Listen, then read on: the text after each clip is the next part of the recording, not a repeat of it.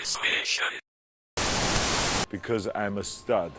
I'm ballsy. I don't take no shit from anyone. I smoke my stogie anywhere I want. I don't have to find a hideout place like you. Yes, but there's never any crime in Moomin Valley. Unless we commit some, I guess.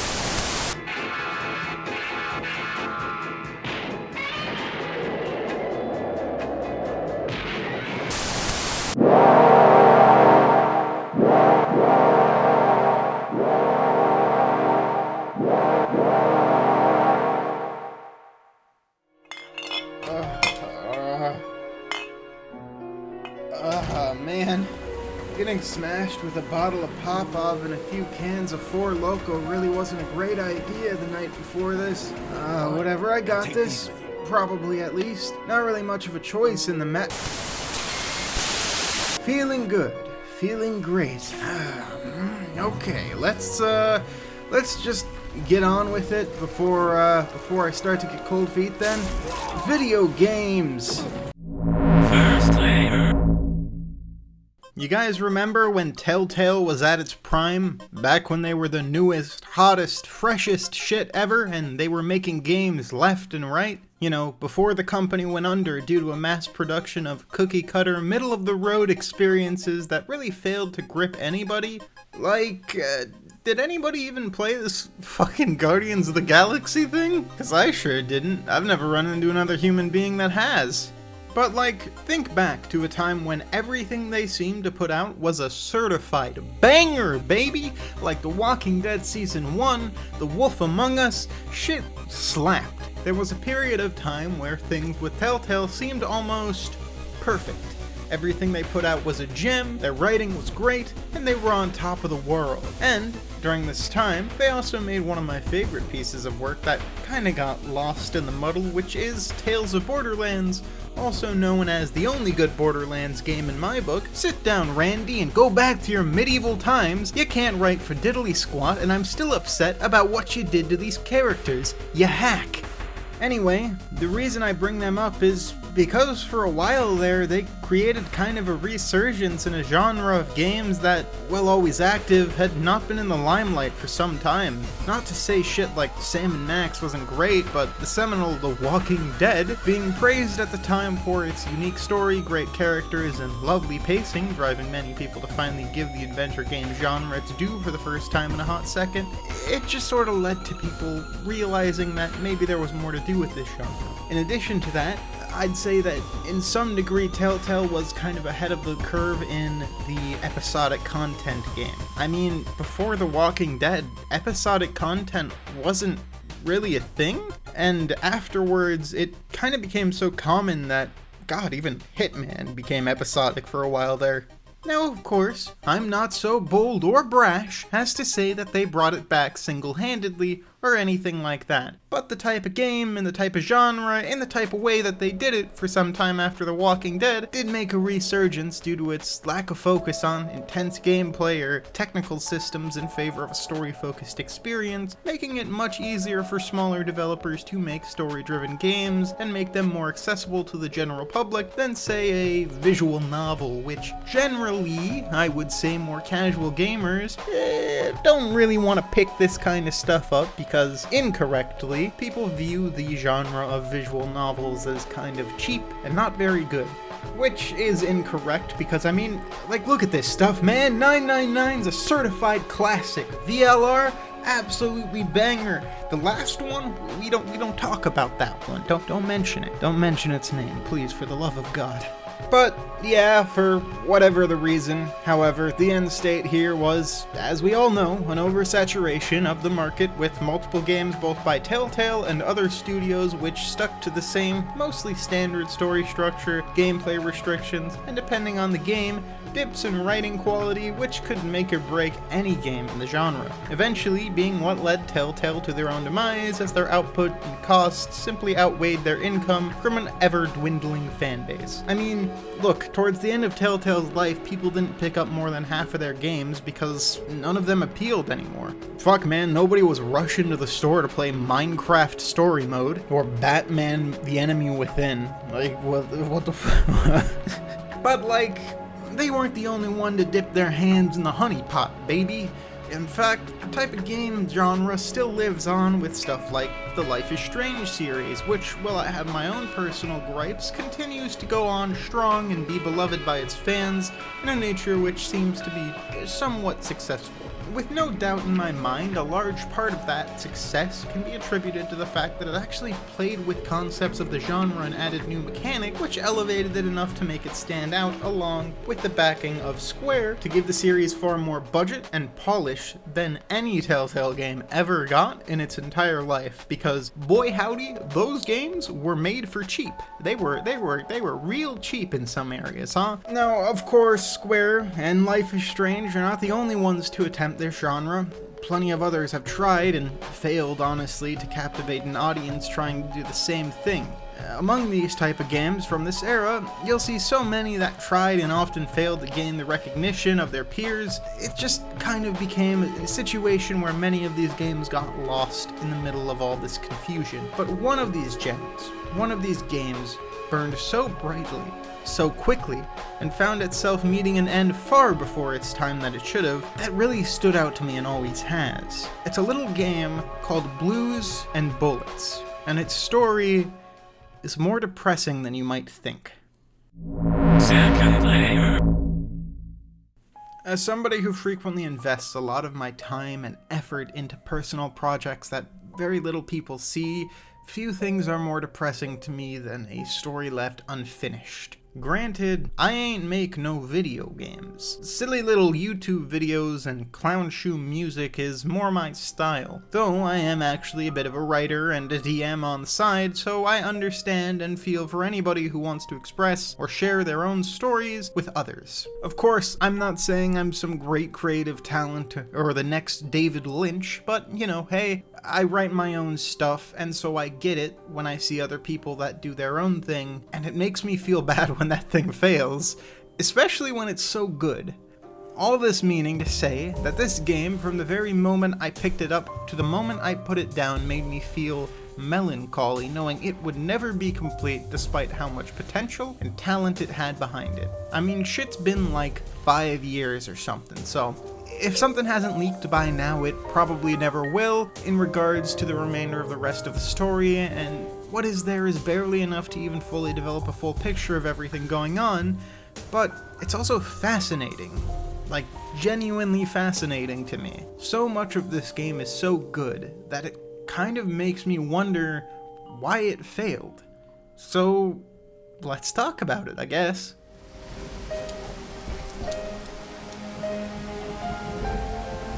How high does this thing go? Higher than the clouds.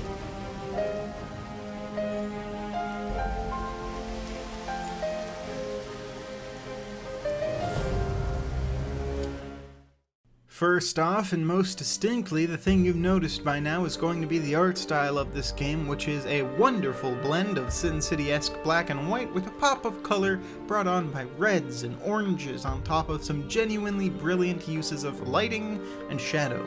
This game fucks. Granted, I'm also a sucker for games in this style, but hey, the few set pieces that do exist in the 2 out of the 5 episodes are just really stunning at times. Between moments like walking through the goddamn blitzed out Hindenburg, storming mansions and gunfight sections, investigating some truly gruesome crime scenes that border on body horror at times, and going through some amazing looking dream sequences, it manages to stand out pretty well amongst the crowd and carve out its own style pretty dang well in my opinion. So it kinda makes me wonder what the hell caused people to not notice this thing when it looks so dang good. However, while the game has these graphics that slap ass and make me stand in awe at moments, how does all this Nora-themed goodness sound?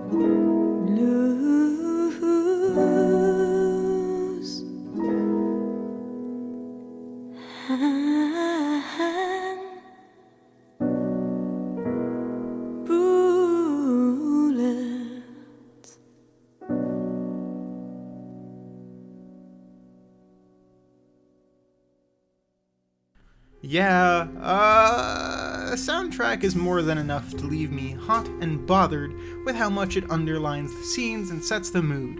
It's pretty well done in my opinion, with the title track in particular slapping pretty dang hard. Like, yeah, you could say it's just some average sounding jazz, but like, shit man, it's got a soft spot for me. Always down when any game hits me with those good horns and moody singing to back it up. But yeah, this soundtrack scores the universe and the story that this game wants to tell pretty well. It could be better in some areas, sure, but again, it's not a finished product, so how do you quantify that?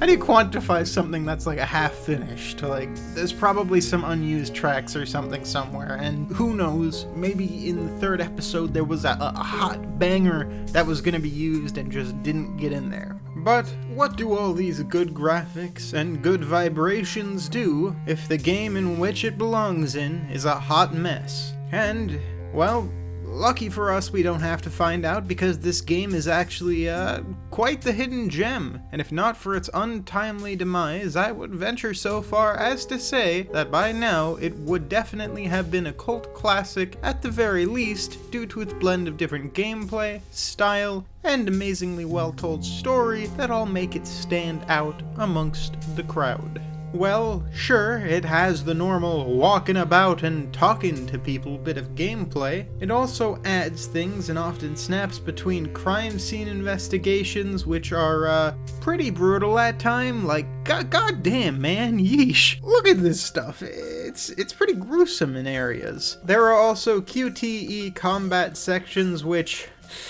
oof.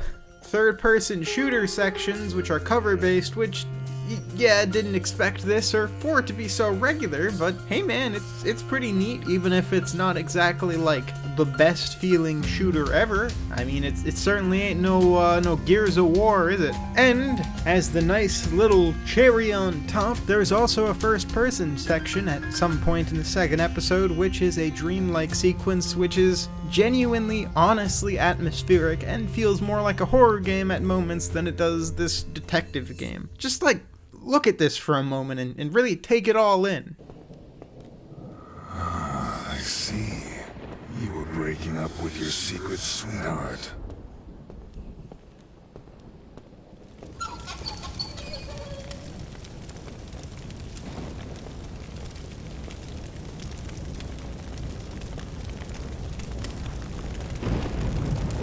Delphine, no, not you. Don't worry, Delphine, I'm coming.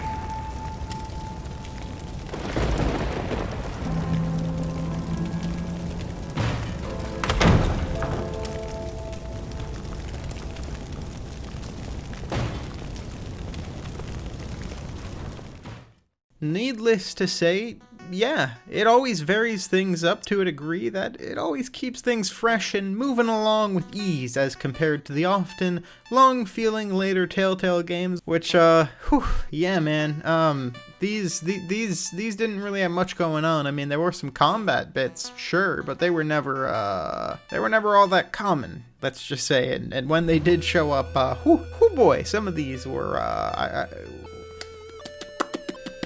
but, yeah, for the most part, you do a decent bit of walking around and looking at stuff and getting the soothing, gravelly voice of, wait, is that fucking Geralt of Rivia? Your first time here, right? I like this job, you know? Not because I like serving coffee or food. This job is about understanding people, knowing what they want, what they need. You just have to keep your eyes open. The clothes, the haircut, a little movement, a hand clutching a knife. Don't even think about it. Not because of me. At most, I'd knock out a couple of your teeth before disarming you. The guys you should be worried about are the cops at the other table. They'd keep kicking you in the ribs long after you passed out. You'd be lucky to wake up in a hospital. The question is, what do I do with you now? Buy yourself a suit, son. Get a shave, get a job, and make a man of yourself. And if you come back here looking for trouble, you'll find it. Oh my god! Holy shit, it is! Yeah, this is sort of distracting at first for me, as the vocal director really seemed to not get him to do anything else but just, Geralt. It's kind of hard to ignore, to be honest, at points when his voice is just so well attached to the old-ass fuckboy. Not that this is bad, though. I mean, man has a good voice. In fact, most of the voice work in this game is pretty good, with a few notable roles, which, yeah, man, all those kids kind of suck, but, when don't they in video games, you know? Still better than whatever the hell was going on in Heavy Rain. How can I forget that my 2 sons died because of me? I loved them more than anything in the world.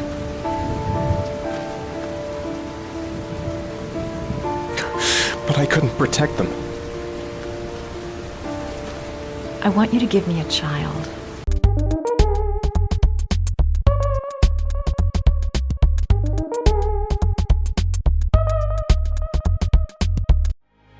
In the end, though, all this well-done voice acting is put to work in a script which is genuinely gripping at times and has more than a few moments of levity and grand ideas behind it to really keep you involved and invested in the actions of your characters and those around you. Milton here in particular is fantastic, as well as Capone being a fun character to have around in general, even though he's not really got much screen time in what does exist. In fact, considering that this game is unfinished, it is truly remarkable that the characters even feel like they have as much definition as they do, being made enjoyable in only 2 episodes to the point where I kind of feel for them and I want to see how things play out. More of all, I love that in this world Elliot Ness is kind of a hot mess of an alcoholic depending on how you play him, something I decided to do as it felt fitting for the theme of him kind of being a fuck-up. He's a cheating, lying, kind of sleazy scumbag that truly could make for an interesting character had he gotten just a bit more time in the spotlight, along with everybody else in this game, to be 100% honest. For the time that they are there, though, they leave an impression, they all have their own interesting characteristics, and truly, it did feel like this game was getting into things that games of this type don't generally get into, such as alcoholism, cheating, PTSD, and cycles of violence. Third layer.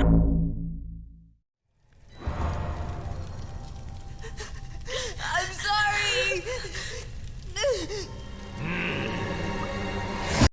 So, yeah, this is a weird one. Normally with these games I cover, story ain't really something I go all, full hog in.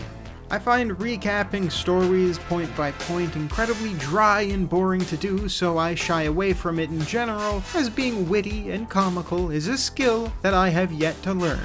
However, this is a little bit of an odd chestnut, as not only is this game story-focused, but it also lies more unfinished than the 15 scripts that clog up my Google Drive untouched for months. Shit ain't done is what I'm saying. In fact, it's so not done it kinda hurts how little even gets hinted at here. Even if I was the best goddamn detective in the world, I couldn't piece together a puzzle that's only 25% of the pieces. The basic outline of the story is that you, a drunken, beaten-down Elliot Ness who is haunted by his past failures, is hired by a now elderly Al Capone to investigate the mystery of his niece disappearing, which eventually unfolds into a mystery involving a cult abducting children for the purpose of, something, probably.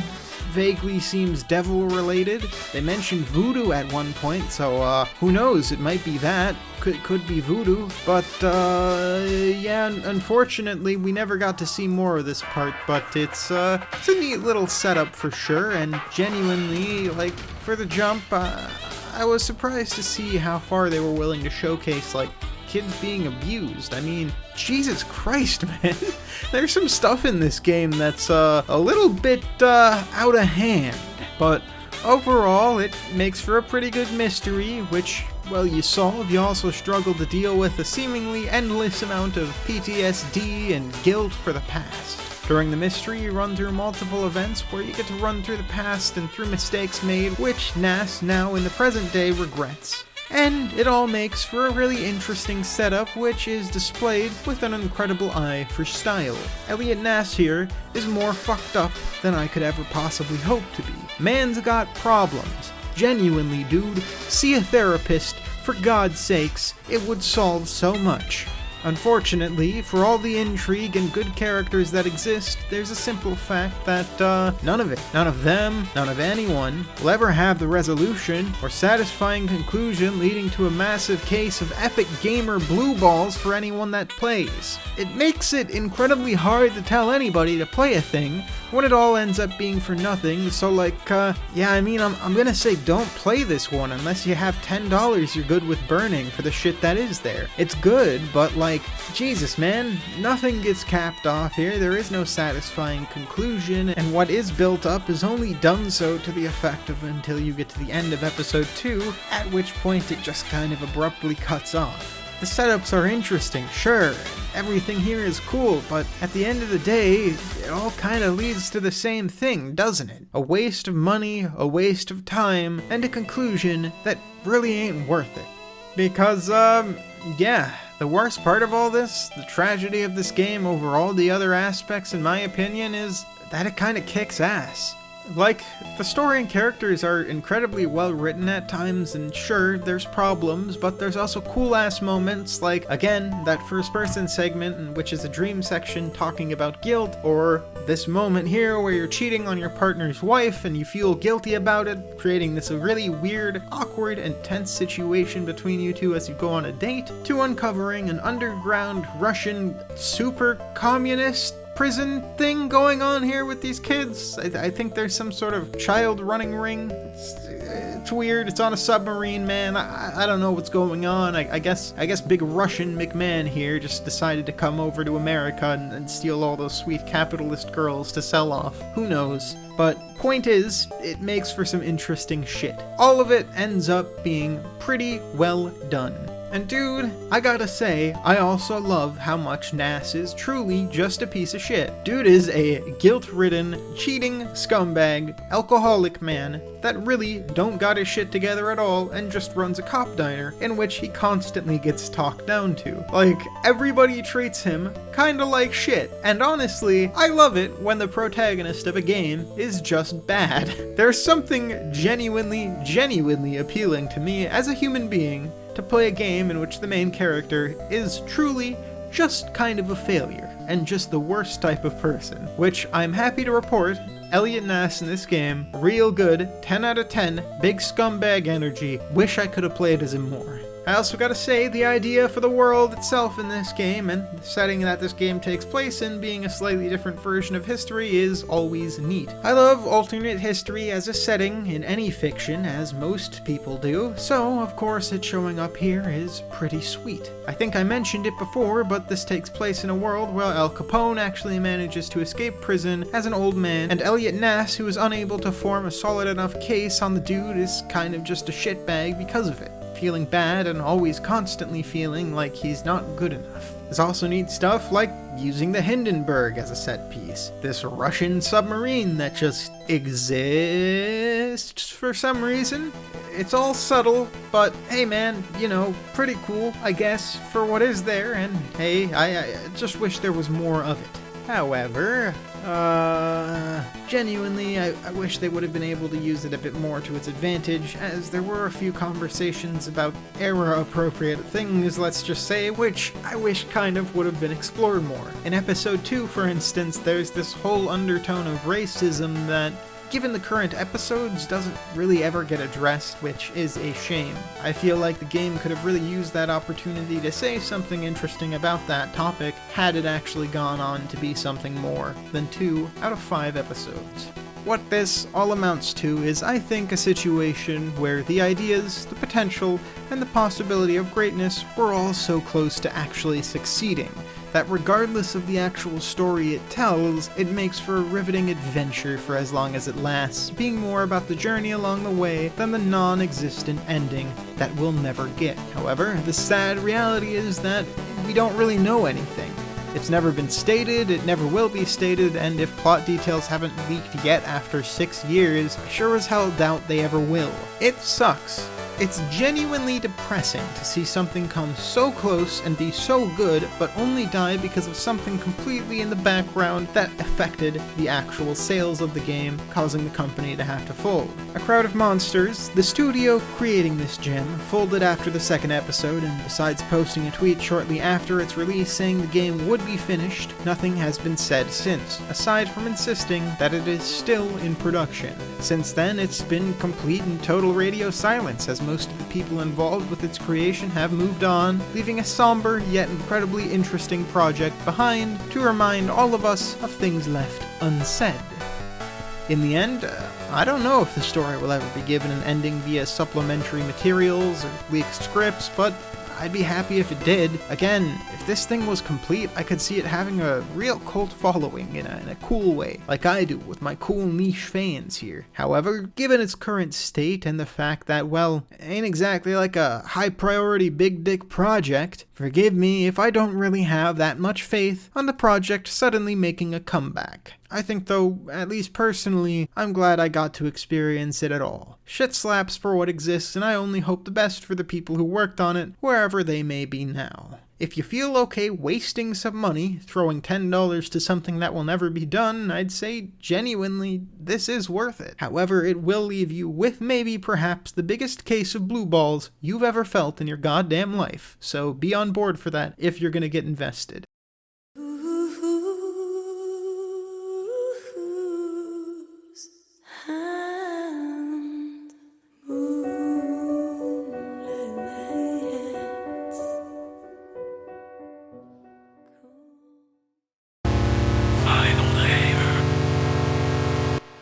Okay, folks, that about wraps things up here, I suppose. Glad I knocked out another one for you, hungry gamers. I mentioned it in the update video recently, but, I only expect about half of you to watch that anyway, but, yes, the news is true. For some godforsaken reason, I now have a Patreon, and people decided to throw their money into the endless trash fire that is this channel's production already. For real though, it means the world to me that with all that cash I can afford to poison my body with some Taco Bell after this. In particular, I want to thank my sponsors, Apollo, for supporting the channel. If you want to give a donation to the cause, please head over to the link in the description and know that my Patreons all gain the ability to access my Discord, vote in upcoming video polls, submit questions for the Q&A, and get constant updates on the state of things in production, as well as my undying support. For now, I think it's time for me to scoot on out of here.